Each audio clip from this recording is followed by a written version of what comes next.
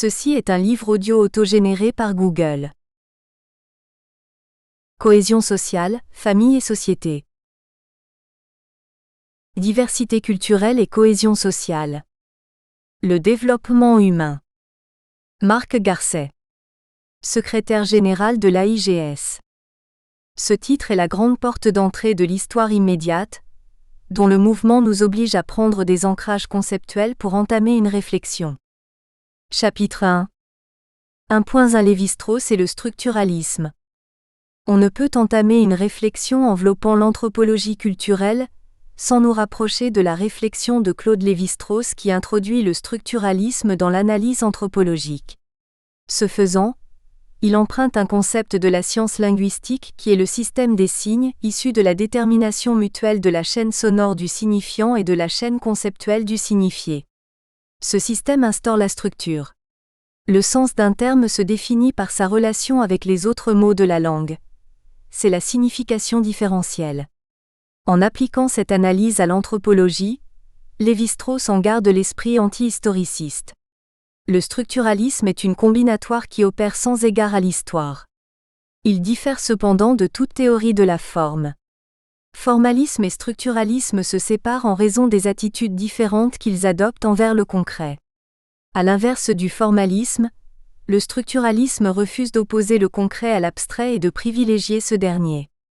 La forme se définit par une matière qui lui est étrangère. La structure n'a pas de contenu distinct.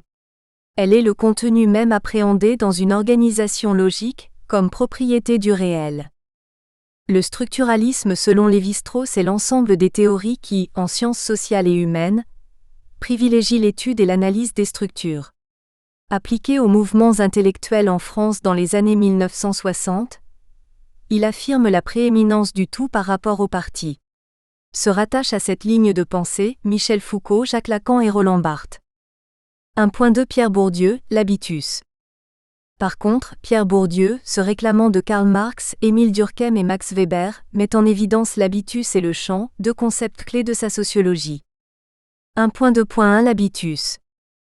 Il le définit simplement comme la façon dont les structures sociales s'impriment dans nos êtres et nos corps par l'intériorisation de l'extériorité. À cause de notre origine sociale et donc de nos premières expériences puis de notre trajectoire sociale se forment de façon le plus souvent inconsciente, des inclinations en manière de percevoir, de faire, dispositions que nous intériorisons et incorporons durablement. Elles résistent au changement. L'habitus fonctionne comme un système, car les dispositions sont unifiées et constituent d'ailleurs un élément d'unité de la personne. L'habitus renvoie à tout ce qu'un individu possède et qui le façonne.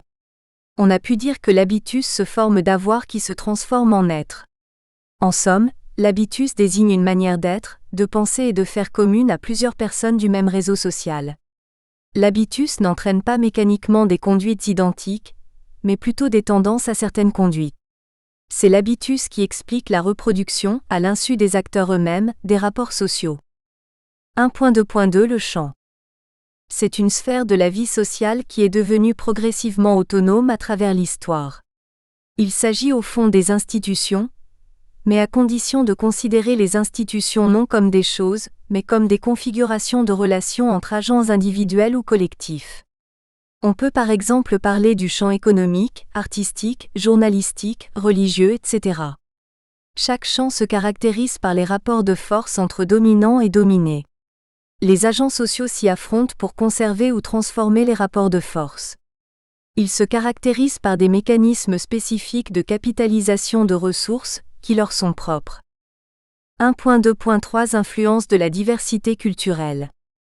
La pression des cultures a bousculé ces concepts intégrés. La diversité culturelle mélange des champs dans un même espace et dans un même habitus. La particularité de la diversité culturelle que nous connaissons depuis la mondialisation se situe dans la décomposition et la dissociation entre l'habitus et le champ.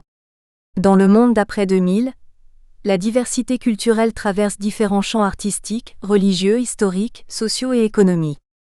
Cette mixité crée la diversité et la complexité de l'histoire récente. 1.2.4 2010 à 2011, rencontres et mondialisation, déplacement des pouvoirs politiques vers le pouvoir monétaire. L'histoire de l'Institut d'études mondialistes témoigne en juillet 2011 d'un épisode historique où la diversité culturelle, amenée par l'élargissement de l'Union européenne, rencontre la mondialisation et le déplacement des pouvoirs du politique vers le monétaire. La nouvelle cohésion planétaire met en péril les éléments d'identité de certaines populations européennes, asiatiques et africaines. Les deux concepts, diversité culturelle et cohésion sociale, sont maintenant mis en tension extrême en Europe et ailleurs dans le monde. Ce contexte d'actualité est une opportunité pour mieux comprendre comment, dans notre laboratoire de la pensée et de l'action sociale, nous pouvons mettre ensemble diversité culturelle, cohésion sociale et développement humain auquel il faut d'emblée ajouter territoire et climat. Chapitre 2. Éclosion progressive d'un nouveau paradigme, l'histoire des 40 dernières années. 2.1 Migration historique de la pensée sociale et des cultures collectives. En 1979, nous nous trouvions dans une situation sociopolitique bien différente de celle que nous connaissons maintenant. Nous étions dans un monde bipolaire, où les rapports de force s'exprimaient dans les dérives du communisme et du capitalisme. Il n'y avait pas de globalisation, pas d'OMC. La CEE comportait 12 pays. La Chine n'était pas entrée dans le concert international. L'Institut d'études mondialistes prenait une approche transdisciplinaire unissant le droit, les sciences sociales et politiques et une gouvernance nationale. Nous regardions alors le mondialisme comme une philosophie humaniste, égalitaire. Pour structurer les temps culturels et historiques, il me paraît intéressant de donner quelques repères. 2.2 Comprendre la culture globale du monde d'aujourd'hui. En 2011, le premier repère est de considérer tous les éléments constitutifs de la culture actuelle. Après 2000, la culture englobe toutes les connaissances, les perspectives et inquiétudes de la biosphère. Rappelons-nous la session « Développement durable et développement humain » de l'Université d'été. Le climat est un des éléments les plus prégnants de la culture au quotidien, individuel et collectif. La culture est maintenant alimentée en plus par les géologues qui identifient une nouvelle période, l'Anthropocène. Cette manière d'identifier notre période du vivant historique par des termes géologico-anthropologiques interpelle la pensée et nos références culturelles. Examinons cette nouvelle approche culturelle. Nous savons que les phases du vivant sur Terre ont été découpées en 3 ères. Le Mésozoïque, le Secondaire, le Paléozoïque qui inclut tout le vivant de la période primaire, le Cénozoïque qui inclut le vivant et ses transformations des périodes tertiaires et quaternaires. Le quaternaire se situe vers 1 million d'années. Il est qualifié d'Holocène, se caractérise par des périodes glaciaires et interglaciaires. Néandertal, 180 000 ans, et Cro-Magnon, 20 000 ans, figurent parmi les espèces humaines connues dans nos régions. 2.3 L'Anthropocène, première période, la Renaissance, 1453. Un groupe de chercheurs du GIEC a estimé avoir réuni des éléments suffisants pour distinguer qu'à partir de la Renaissance, 15e au XVIe siècle, à la sortie d'un refroidissement de l'Europe du Nord, l'homme, par son développement démographique et ses activités industrielles ou urbanistiques, a progressivement transformé la biosphère. Grâce à la maîtrise des sciences et des techniques, la société humaine produit tant de force et d'énergie, qu'elle met en tension, voire en échec, l'homéostasie générale que la Terre avait bâtie jusque-là. Dès le XVIIe siècle par l'industrialisation, l'accélération de l'urbanisation au XVIIIe et XIXe siècle et au XXe siècle, l'énergie atomique. En même temps, on assiste à la création de mégalopoles en Asie, en Europe, aux États-Unis et à la production d'énergie nouvelle. Il est intéressant de constater que des climatologues, des démographes, des économistes, des physiciens, des chimistes en arrivent, après cette analyse globale des circonstances endogènes et exogènes, à identifier cette période sans équivalence dans le développement humain. Le fait de l'isoler est un sujet d'étude, saisissant la dimension culturelle de panique et en fixant ses contours physiques et environnementaux. Le fait anthropologique rejoint le fait géologique. Ces savants ont mis en évidence que l'énergie et la production en copuissance 2 développée par l'activité humaine étaient supérieures à celles développées par l'activité géologique et géothermique de la Terre elle-même à travers les éruptions volcaniques, témoins de son bouillonnement intérieur. Nous n'allons pas refaire le monde à travers cette introduction, Cependant, pour comprendre les trois éléments que nous mettons en discussion, il faut les analyser sous leur dimension d'anthropologie, culturelle et environnementale. Sur le plan démographique, depuis les débuts de l'Anthropocène jusqu'à notre époque, la population humaine de la Terre, qui était de 500 millions d'habitants, 30 millions sur le continent européen, a été multipliée par 1200. L'humanité compte 6,967 milliards d'individus inégalement répartis sur la surface de la Terre, ce 17 août 2011.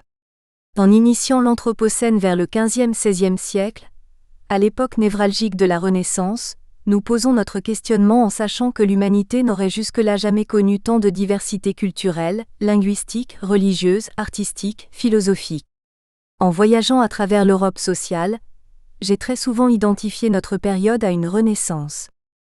L'histoire des hommes passe par les étapes d'affirmation d'identité politique, culturelle, d'accaparement de territoires par de familles, des pouvoirs, des groupes politiques. Mais il faut, à la triade que nous avons mise en évidence, la diversité culturelle, la cohésion sociale et le développement humain, ajouter le territoire et le climat. Le territoire devient dans les années historiques du XIXe et du XXe siècle l'enjeu majeur des conflits entre États-nations en recherche de cohésion nationale ou régionale. 2.4 Deuxième période. Collusion des pouvoirs temporels et spirituels, et des territoires. De 843 à 1806, l'espace européen a été placé sous la double autorité temporelle et spirituelle du Saint-Empire romain germanique. La diversité culturelle de l'époque était très faible. Elle n'est d'aucune façon tolérée. Le pouvoir spirituel est exclusif. La cohésion sociale est cimentée par la religion unique et la lutte contre l'hérésie. 2.5 Troisième période. Affirmation des diversités religieuses. La Réforme 1517, la Réforme grégorienne 1582, affirmation des souverainetés nationales et des empires dès 1789, la Révolution française. L'effacement formel de collusion des pouvoirs spirituels et temporels s'opère sous l'effet du droit public national issu de la Révolution française. Un droit constitutionnel s'établit. Celui-ci peut se résumer en deux phrases. Avant la Révolution française, le roi de France identifie l'État. Après la Révolution française, le peuple est considéré comme souverain. La Constitution donne le cadre du droit public national. Il est l'élément juridique de cohésion nationale, sociale et politique, d'identité, de reconnaissance d'un peuple par rapport à un territoire. La souveraineté du peuple s'exerce sur un territoire dont l'État assure la souveraineté. 2.6 Quatrième période. Les empires emportés par la Première Guerre mondiale. Avec l'ère moderne, les empires touchent à leur fin. Fin de l'Empire romain germanique en 1806, fin de l'Empire napoléonien en 1815, fin de l'Empire austro-hongrois en 1918, fin de l'Empire ottoman en 1920. La fin des empires ouvre une nouvelle ère, l'ère internationale. Elle commence en 1910 par l'émergence dans de nombreux pays laboratoires du droit international. Le but est de remédier pacifiquement aux tensions inéluctables entre les États souverains pour les faits de culture, les valeurs, les hégémonies et les impérialismes. C'est par le traité de Versailles, en 1919, qu'est créée la Société des Nations, première initiative de droit public international. Elle ouvre l'ère moderne du droit public international, qui changera progressivement les rapports de pouvoir et d'influence entre tous les États sur les territoires. Il est question de la cohésion internationale par la réduction des risques de guerre. Il ne faut pas considérer la Société des Nations comme un échec du droit public international. C'est une étape extrêmement importante, car elle crée l'Organisation internationale du travail et le Bureau international du travail, qui édictent des principes internationaux relatifs aux conditions de travail. Le droit international du travail est un des premiers éléments positifs à prendre en compte pour aborder les 4 points que nous avons mis sur la table. Cohésion sociale, diversité culturelle, développement humain et environnement. Où que l'on soit dans les territoires qui ont souscrit à la charte de l'Organisation internationale du travail, les États sont tenus de respecter des conditions minimales du droit du travail. 2.7 Cinquième période. Droit public international, 1945. C'est le 25 juin 1945, avec la création de l'Organisation des Nations Unies par la Charte de San Francisco adoptée par l'Assemblée générale des Nations Unies et approuvée par tous les États fondateurs, que le droit public international fixe dorénavant des règles au rapport d'État à État. Elle crée une instance d'arbitrage.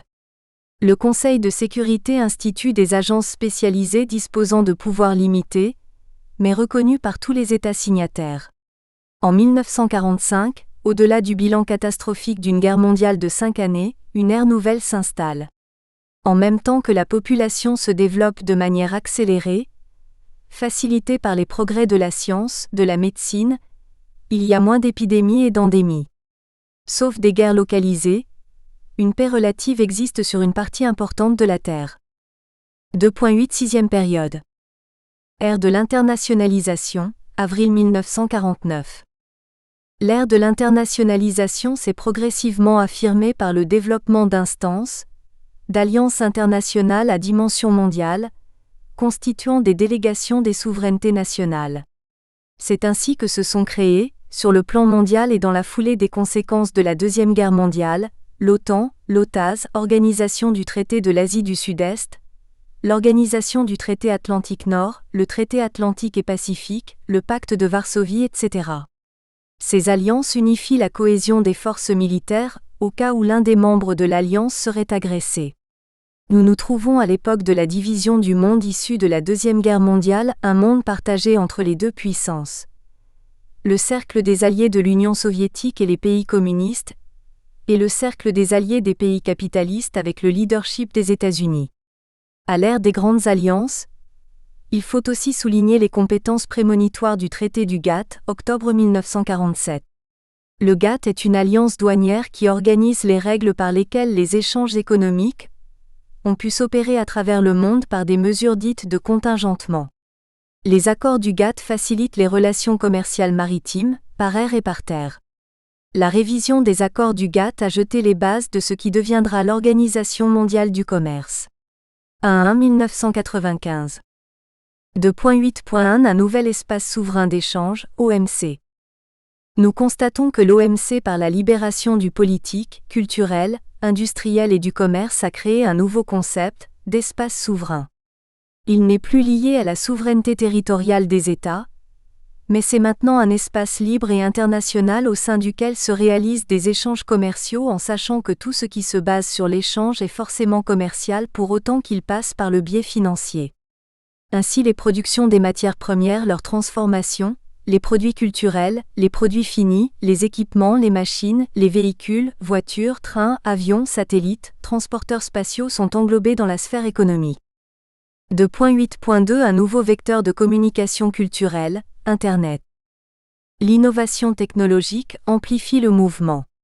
Elle accélère l'envahissement de la diversité culturelle par la visibilité et la communication mondiale entre les citoyens. 2.9 Septième période, la globalisation. L'Organisation mondiale du commerce a été créée par un traité, 1995, international très important qui fixe des règles par lesquelles des échanges économiques, commerciaux, financiers, monétaires, des moyens de production physiques, des moyens de production humains, intellectuels peuvent être échangés dans tous les pays signataires de l'OMC.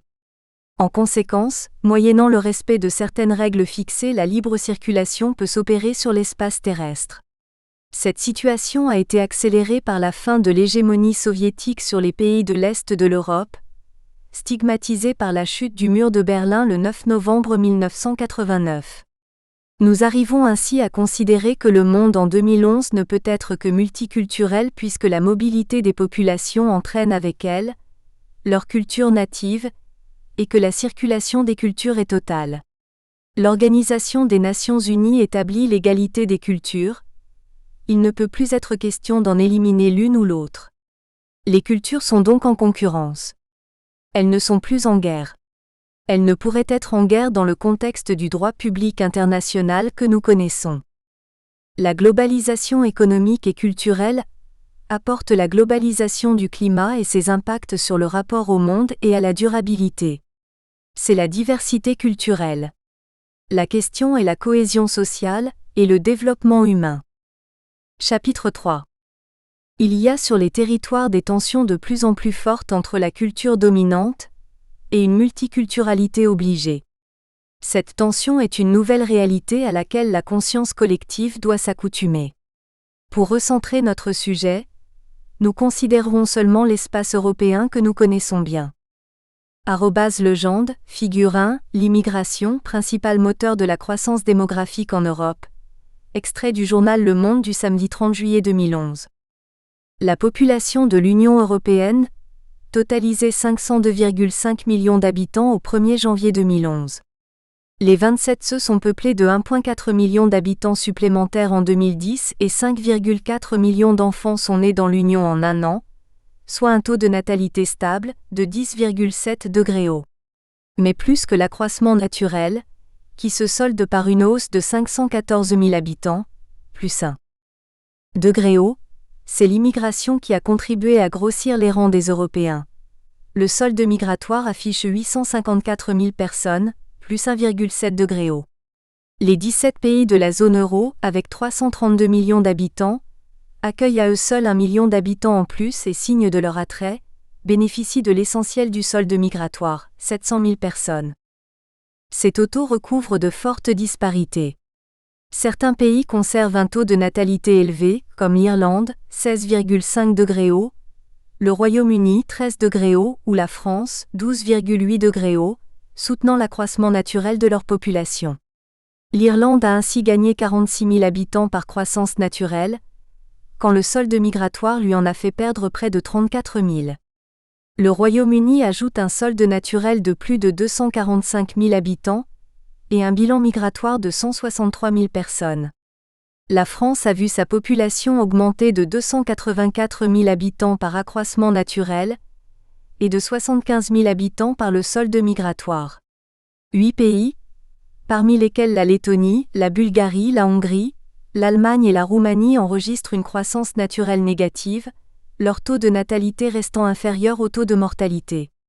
L'Allemagne a ainsi perdu 50 000 habitants en 2010, mais elle demeure le pays le plus peuplé de l'UE avec 81,7 millions d'habitants devant la France, 65 millions et le Royaume-Uni, 62,4 millions.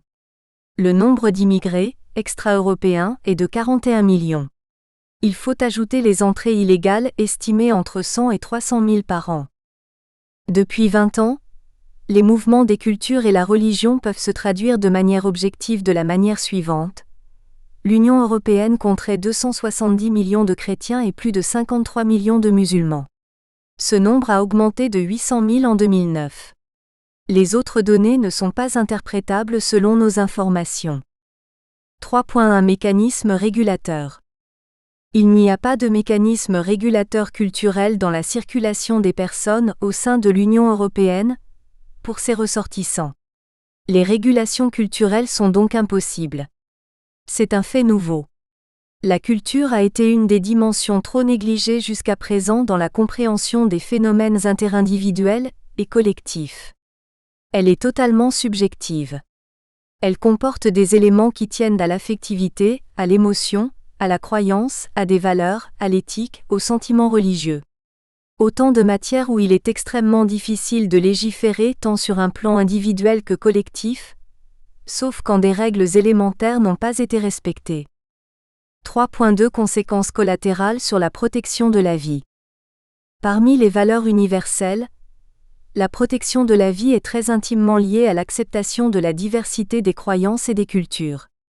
Nul ne peut attenter à la vie de l'autre. Le droit international a très largement évolué. Les conflits en Europe ont suscité cette évolution. Le crime contre l'humanité a été reconnu sur le plan collectif et sur un plan individuel, comme une atteinte à des groupes ou des personnes. Le tribunal de Nuremberg en a été un des premiers exemples. Le tribunal international de La Haye a déjà établi des jurisprudences en matière de la responsabilité individuelle pour certains exterminateurs, lorsqu'ils ont agi dans la perspective d'éliminer un peuple ou un individu du fait de sa particularité idéologique, raciale, culturelle ou religieuse. 3.3 Discrimination. Le très grand nombre de migrants volontaires ou par nécessité est en proie à la discrimination pour cause d'incompréhension, de religion, d'habitudes culturelles, de pauvreté. Chapitre 4. Période de gouvernance, conséquences sur la cohésion sociale. Réactions internes sur les territoires. Ces 5 dernières années permettent de mettre en évidence à quel point les politiques intérieures des pays européens sont sous tension à cause de la concurrence économique et de la libre circulation des cultures sur le territoire européen. La plupart des sociologues et politologues interprètent la montée des partis populistes identitaires comme une réaction à la diversité culturelle. Ces partis populistes en Europe ont des plateformes politiques communes. L'élimination des étrangers par l'exclusion ou le renforcement des règles d'entrée dans les pays. L'expulsion des pauvres, des personnes déficientes. La valorisation du citoyen autochtone et leur défense contre la menace culturelle étrangère. La révision des règles de protection sociale. Dans les faits, nous assistons à la création d'un concept sociologique nouveau du citoyen de premier ordre et des citoyens de deuxième ordre. Selon les régions, ces caractéristiques seront considérées avec des nuances. Le concept de droits sociaux acquis et partagés grâce au travail de ces citoyens de premier ordre n'est pas admis par la pensée populiste. Les bien nantis doivent pouvoir capitaliser individuellement pour s'assurer de manière totale les garanties d'une protection sociale pour toute la vie. Il en découle qu'une protection sociale de second ordre devrait quand même être assurée pour les citoyens d'un deuxième ordre. Cette position est contraire au droit public moderne, car les constitutions de tous les pays se fondent sur l'égalité des droits. C'est la raison pour laquelle les partis populistes préconisent que la protection sociale soit assurée par des pouvoirs privés, banque assurance. La protection deviendrait alors un acte privé, une forme d'assurance dont la couverture dépendrait de la capacité de cotiser. Le repli identitaire et son cortège de dérives sont d'ailleurs à la base du drame en Norvège. La Belgique peut aussi être prise en exemple pour illustrer la tension entre ces 4 facteurs: cohésion sociale, diversité culturelle, territoire, climat. On retrouve ces phénomènes quand, sur un territoire déterminé, un fait culturel attaché au lien identitaire entre le territoire et la culture est mis en échec. En Flandre, la N-VA, depuis les dernières élections, forme avec le Vlaams Belang un groupe de culture politique important en Flandre, près de 1/3 des électeurs, un groupe prêt à rompre la cohésion sociale avec les autres groupes du pays. Il en résulte que la situation actuelle crée un état de déséquilibre du fait de l'ébranlement de la cohésion sociale sur le territoire national. La diversité culturelle est stigmatisée et identifiée comme la cause de cette situation. Alors que le grand problème en Flandre pour les 20 prochaines années, à l'instar des Pays-Bas, est la montée des eaux maritimes exigeant des infrastructures importantes et construction de digues gigantesques, les tensions communautaires créent un aveuglement collectif et une déraison. Chapitre 5. Rôle de l'université d'été, de l'Institut d'études mondialistes dans la discussion des 4 éléments. Depuis sa création en 1979, les 4 éléments repris plus haut sont le sujet de toutes les thématiques traitées au sein de l'IEM. Les thèmes mis en discussion aux différentes périodes citées préalablement sont les suivants: 1980 mass média et nouvel ordre mondial, 1981 économie mondiale, 1982 le désarmement, 1987 le règlement des conflits, 1993 société bloquée, société éclatée et l'avenir, 1994 l'environnement et le citoyen, 1997 les populations d'ici et d'ailleurs, visa pour XXIe siècle, etc. Qu'en reste-t-il? L'IEM, l'université d'été et l'AIGS postulent que l'échange organisé, planifié, structuré des idées, des savoirs, des techniques permet l'élaboration d'espaces de compréhension, de connexion en vue d'une synthèse. C'est un laboratoire de la pensée sociale. Depuis 32 ans et plus particulièrement depuis 15 ans au sein de l'AIGS, l'université d'été a été, pour la plupart d'entre nous, un laboratoire de la pensée sociale dans toute sa diversité. Entre nous, existe toute la diversité du monde extérieur dont nous sommes l'expression.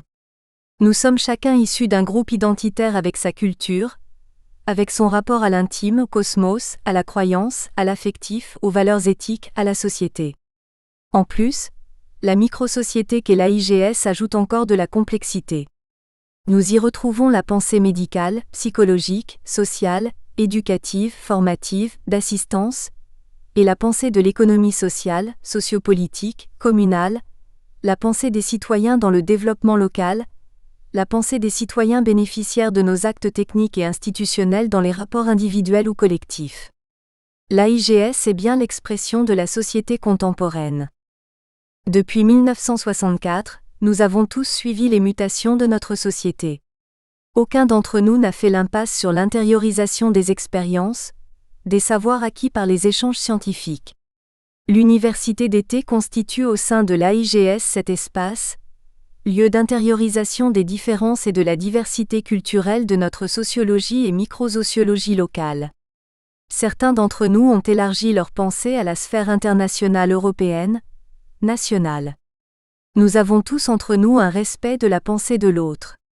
Dans ce laboratoire sont d'application les règles de l'entreprise et les règles de la société civile, régissant le droit public ainsi qu'il a les règles du travail.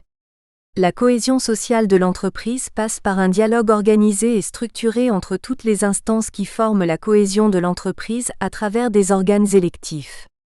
L'entreprise régit et organise la cohésion sociale en métabolisant à travers les règles de cordialité, des rapports humains respectueux d'échange autour des droits et des devoirs des travailleurs et de l'entreprise dans l'intérêt général.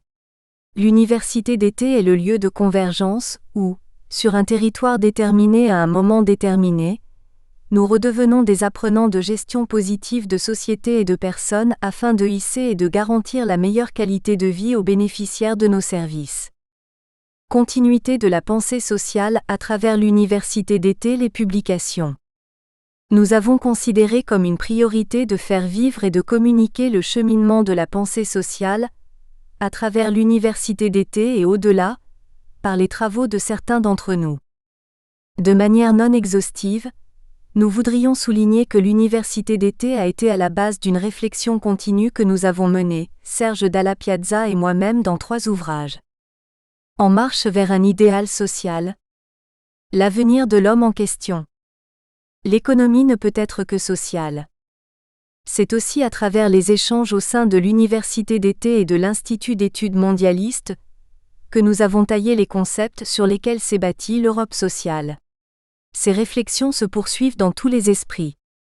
Nous voulons offrir aux collègues l'opportunité de travailler ensemble ou seuls, sur des sujets qui ont été au cœur de leur vie professionnelle.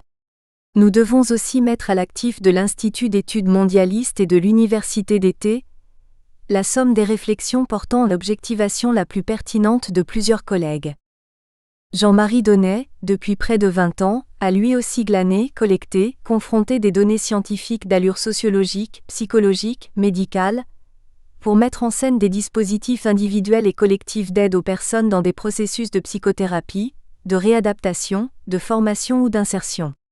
Nous souhaitons donner corps à toutes ces recherches par une publication que Jean-Marie Donnet prépare dans le cadre de la collection « Au carrefour du social » aux éditions L'Harmattan. Une autre voie d'approfondissement et de recherche est menée par d'autres collègues. Elle porte sur l'analyse des systèmes en place dans la dynamique des groupes au sein des familles, des interfamilles, des sociétés structurées où se mélangent de manière très étroite des pulsions affectives, émotionnelles, la pensée rationnelle, les croyances et le désir de vie et de construire ensemble, de réussir l'éducation des enfants. Nous devons à Anne-Laure Schröd et à ses collègues, le Dr Razafini Manana, Janine Renier, Paul Dechany, une somme de travaux que nous voudrions aussi porter au tableau des valeurs intellectuelles ou culturelles sûres à communiquer aux générations qui viennent. Nous savons le travail de chercheur du social que réalise Luc Vandormael. Ses interventions de ces 5 dernières années témoignent de la mise en culture de concepts qu'il a non seulement expérimentés lui-même, vu expérimenter par ailleurs sur un plan individuel, collectif dans le cadre d'interventions socio-sanitaires, d'éducation permanente, socio-éducative ou sociopolitique. Nous attendons aussi de sa part bientôt une contribution, pour une édition de toutes ces contributions. Nous ne pouvons taire le travail spécifique réalisé jusque-là, avec un éclairage très personnel, par Rose-Marie Dethier. Sa réflexion sur l'esthétique et la recherche d'harmonie dans l'expression humaine et leur construction sur le plan de la culture, de l'émotion, du savoir, de la connaissance chasse la technicité au profit de l'essentiel humain. Le docteur Michel Martin a et continue à influencer la pensée de l'action sociale. Il nous a accoutumés à faire le chemin de l'intime à l'individu, et de l'individu au collectif. Il nous a conté les histoires pour nous faire voir à quel point moi, je, l'autre, l'image que je veux donner à l'autre, forme la psychologie de l'humain. Mais tout cela n'est pas qu'une histoire, car l'humain n'est pas seulement animal, il est aussi pensée et action. L'ouvrage de Michel Martin, Hédonisme et responsabilité, une éthique pour le plaisir, illustre bien la réflexion menée à travers l'Institut d'études mondialistes. Je me souviens de sa magnifique présentation à la session que nous avions consacrée à l'utopie comme levier de la création et de la transformation sociale. L'art de la gouvernance dans la diversité et le respect. Nous ne pouvons ramener l'AIGS à l'IEM et à l'université d'été. Celle-ci n'est seulement qu'un laboratoire où certains plus que d'autres prennent l'habitude de manipuler les fioles, de les agiter dans l'espoir qu'un produit nouveau puisse en sortir. L'AIGS est aussi une structure d'économie sociale de gestion de services médico-psychosociaux, dotée d'une direction multidisciplinaire où la diversité culturelle est reconnue. Dialogue des cultures dans la cohésion sociale. Luc Vandormael. Adjoint à la direction de l'AIGS. Un repère institutionnel. 1.1 La cohésion sociale, du global au local. Dès les années 1980, les politiques européennes ont visé à un renforcement de la cohésion économique et sociale en vue de réduire les écarts entre les différentes régions de l'Union. C'est la raison pour laquelle ont été créés les fonds structurels, FEDER, FSE, Interreg. La notion de cohésion territoriale est apparue dans le traité d'Amsterdam, 1997.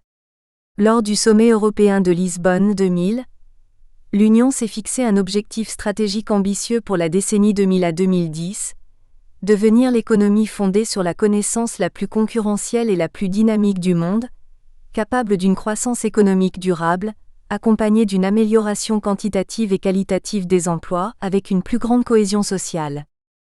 Enfin, le traité de Lisbonne 2007 consacre la triple ambition de la cohésion économique, sociale et territoriale parmi les objectifs de l'Union européenne. Cependant, les tensions entre ces trois volets sont constantes et figurent d'ailleurs au cœur des discussions pour la formation d'un gouvernement fédéral en Belgique. En 2008, la région wallonne s'est approprié la stratégie de cohésion sociale élaborée par le Conseil de l'Europe en promulguant un décret relatif au plan de cohésion sociale dans les villes et communes de Wallonie. L'objectif final de cette stratégie est le bien-être de tous. La méthode est la capacité de la société de réunir tous ses acteurs, les secteurs marchands, publics, associatifs et les citoyens eux-mêmes, pour travailler ensemble, de manière coresponsable, à l'atteinte de cet objectif. En outre, cela n'est possible que si certaines conditions de base sont réunies. Volonté de partager les connaissances, les liens, les valeurs, les sentiments. Fondant son approche sur l'accès aux droits fondamentaux, le législateur wallon a donc invité chaque entité locale à proposer un plan établi, et à réaliser, en partenariat avec les services et associations présents sur son territoire. Les objectifs de ce plan concernent la lutte contre toute forme de pauvreté, de précarité ou d'insécurité et le développement social des quartiers. 4 axes sont préconisés: l'insertion socio-professionnelle, l'accès au logement, l'accès à la santé et le retissage des liens sociaux intergénérationnels et interculturels. Le dernier axe invite donc à articuler la cohésion sociale sur l'interculturalité. 1.2 De l'exception culturelle à la diversité culturelle. En 1948 entraient en vigueur les accords internationaux du GATT. Ces règles libérales comportaient néanmoins des accords de sauvegarde, particulièrement pour protéger les industries naissantes des pays en voie de développement et les industries culturelles nationales menacées par l'empire cinématographique d'Hollywood. De telles exceptions étant contestées par les États-Unis dès les années 60, il a fallu attendre 1986 et l'Uruguay Round pour que soient adoptés les accords du GATS prévoyant une libéralisation relative au commerce des services. La France n'eut alors de cesse de s'opposer à cet accord, entériné en 1993 par le Parlement européen, et de réclamer un statut spécial pour la culture. La question était la suivante: Faut-il aller vers une déréglementation de l'audiovisuel ou laisser l'Union et ou chacun de ces États décider de leur politique cinématographique et audiovisuelle? En d'autres termes, les lois du marché doivent-elles s'appliquer aussi à la culture? Un compromis fut finalement adopté par l'Europe en 1994. La clause d'exception culturelle est reconnue temporairement. Elle n'est pas exclue définitivement des accords, mais n'y est pas incluse pour l'instant. Ainsi, les chaînes françaises se voient-elles imposer par l'État des quotas de production et de diffusion d'œuvres nationales ou européennes. Dominique Piot-Morin envisage quant à lui cette lutte sous un autre angle. Les impératifs de rentabilité du marché viennent en contradiction avec le souhait de donner aux créations la possibilité de se faire connaître et de donner au public le choix d'une véritable offre culturelle diversifiée. L'UNESCO avance l'idée d'une diversité culturelle, en 2 temps. 1 degré le 2 novembre 2001, est adoptée une déclaration sur la diversité culturelle, patrimoine commun de l'humanité. L'UNESCO réaffirme notamment que la culture doit être considérée comme l'ensemble des traits distinctifs spirituels et matériels, intellectuels et affectifs qui caractérisent une société ou un groupe social et qu'elle englobe, outre les arts et les lettres, les modes de vie, les façons de vivre ensemble, les systèmes de valeurs, les traditions et les croyances. De même, il est constaté que la culture se trouve au cœur des débats contemporains sur l'identité, la cohésion sociale et le développement d'une économie fondée sur le savoir. 2 degré le 20 octobre 2005 est adoptée la Convention sur la protection et la promotion de la diversité des expressions culturelles. Elle comprend 8 principes directeurs. La diversité culturelle est liée au respect des droits de l'homme et des libertés fondamentales. Les États ont le droit de protéger la diversité culturelle sur leur territoire. Il faut reconnaître l'égale dignité de toutes les cultures et les respecter. La coopération et la solidarité internationale doivent aider les pays en développement à créer et renforcer les moyens nécessaires à leur expression culturelle. Les aspects culturels du développement sont aussi importants que les aspects économiques. La diversité culturelle est une condition essentielle pour un développement durable. L'accès équitable à une diversité d'expressions culturelles du monde entier encourage la compréhension mutuelle. Quand ils adoptent des mesures pour protéger la diversité culturelle, les États devraient aussi veiller à promouvoir l'ouverture aux autres cultures du monde. 2. La difficulté de concilier diversité culturelle et appartenance aux valeurs communes d'une société. 2.1 Démocratisation culturelle versus démocratie culturelle. 2 modèles s'affrontent. Selon l'UNESCO, il n'y a pas de culture supérieure, mais des cultures différentes. D'aucuns considèrent ainsi que la cohabitation de cultures relativement autonomes est une source d'enrichissement de la société. Comme l'écrit Jean-Pierre Noss, dans cette posture, l'égalité est la première. Au plan culturel, les populations sont appréhendées en termes de potentiel et non en termes de manque. Et les diverses communautés comme apport et enrichissement. Noss évoque un autre modèle, qui se centre sur le rapport inégalitaire entre celui qui est cultivé et celui qui ne le serait pas. Il voit les institutions éducatives et culturelles comme ce par quoi ceux qui savent et sont capables vont amener la masse ignorante à la culture et l'intégrer à l'ordre démocratique. Ses défenseurs parleront de la culture, censée procurer à chacun un minimum de partage de savoir et de valeurs nécessaires au vivre ensemble dans la cohésion sociale. Pour eux, pour construire le nous indispensable à l'État démocratique, il faut instruire le peuple, mais ce faisant, on lui inculque la culture des classes dominantes. C'est un processus d'assimilation.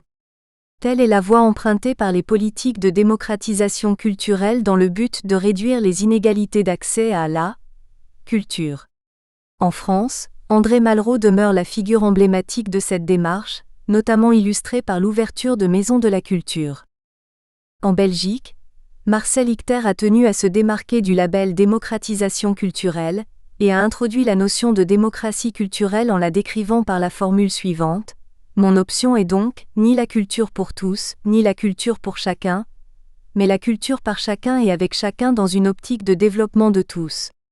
Il n'y a pas de culture extérieure à l'homme, pas de matière culturelle à quoi il faut faire accéder le peuple, qu'il faut porter au peuple, que l'on puisse contreplaquer. C'est le sens des responsabilités au sein de nos diverses communautés. Cette culture-là, exige envers les autres une attitude d'accueil, de dialogue. Il s'agit de contester la notion patrimoniale de la culture pour la remplacer par la définition de la culture par la population elle-même. 2.2 La superposition d'autres clivages. Les deux modèles résumés ci-dessus en réfèrent à un clivage gauche-droite, ou encore humaniste-nationaliste. La réalité sociologique de notre pays en a généré un autre, entre une Wallonie majoritairement socialiste et laïque, et une Flandre majoritairement chrétienne. La vie sociale et culturelle fut longtemps organisée en piliers, chaque camp possédant ses propres organisations, mutuelles, syndicats, mouvements de jeunesse, associations culturelles et sportives. Afin de protéger les minorités dans chacune des communautés, les partis politiques votèrent la loi du 16 juillet 1973 dite Pacte culturel. Il s'agissait de garantir le pluralisme philosophique et idéologique dans les institutions culturelles. 40 ans plus tard, le modèle semble quelque peu figé, ne tenant pas compte des nouveaux modes d'organisation associative qui se développent largement en dehors de ces vieux piliers traditionnels. Néanmoins, il est plus que jamais question d'un clivage nord-sud, de la coexistence de deux cultures différentes au sein de la Belgique. La colonisation et les politiques d'immigration volontaire, économique, puis forcée, les demandeurs d'asile, ont accentué la cohabitation de cultures différentes sur un même territoire. Faut-il alors rappeler que les cultures de ces personnes allochtones ont toujours été considérées comme inférieures à la culture occidentale? Les vieilles thèses raciales, eux primitifs différents de nous civilisés, ont la vie dure, bien qu'elles soient aujourd'hui contredites par les anthropologues évolutionnistes et les travaux de Goody, Eisenstein et McLuhan, qui ont montré l'influence des nouvelles formes de communication sur le développement humain, écriture alphabétique, imprimerie, technique de l'audiovisuel. En conséquence, chez les décideurs, la volonté d'intégration a largement supplanté celle d'émancipation de ces communautés immigrées. La crise des banlieues, en France en 2005, et les récentes émeutes de Londres, tout comme les nombreux incidents qui opposent régulièrement des bandes de jeunes aux forces de police dans les grandes villes de notre pays, renvoient à des causes socio-économiques, infraqualification, chômage, discrimination à l'embauche, etc., urbanistiques, quartiers en voie de ségrégation, mais touchent aussi aux questions d'identité culturelle. Dans notre capitale fédérale, le terme maroxellois est aujourd'hui monnaie courante pour qualifier ces fils d'immigrés ballottés entre leur culture d'origine et celle de leur milieu d'accueil. Les événements du 11 septembre 2001 ont quant à eux exacerbé la crainte des différences, voire parfois la haine, entretenue par certains leaders politiques, entre occidentaux et musulmans. D'aucuns s'enfoncent ainsi dans la voie de la radicalisation, rendant très difficile l'exercice du vivre ensemble. Un des symboles de ce malaise est le fameux foulard, quand il ne s'agit pas de la burqa ou du niqab. Les points de vue divergent au sein même des milieux laïques. Pour certains, la tolérance prime. Pour d'autres, il s'agit d'une entrave à la liberté de la femme et tout signe distinctif religieux doit être banni de l'espace public. Existe-t-il une troisième voie ? Pour prendre en compte des pratiques religieuses au sein de la société et les discriminations dont pourraient être victimes leurs adeptes, le Québec a initié le concept d'accommodement raisonnable. En synthèse, il s'agit par exemple pour une entreprise de s'accorder avec un de ses travailleurs sur des mesures non disproportionnées qui lui permettent d'exercer son activité professionnelle sans enfreindre les préceptes de sa religion ou ses valeurs. Cette tentative pour essayer de vivre ensemble dans la diversité est cependant l'objet de polémiques, ne serait-ce parce qu'elle est difficile à cadrer, et qu'elle porte en elle les germes d'autres discriminations à l'égard de ceux qui n'adhèrent pas aux prescrits religieux.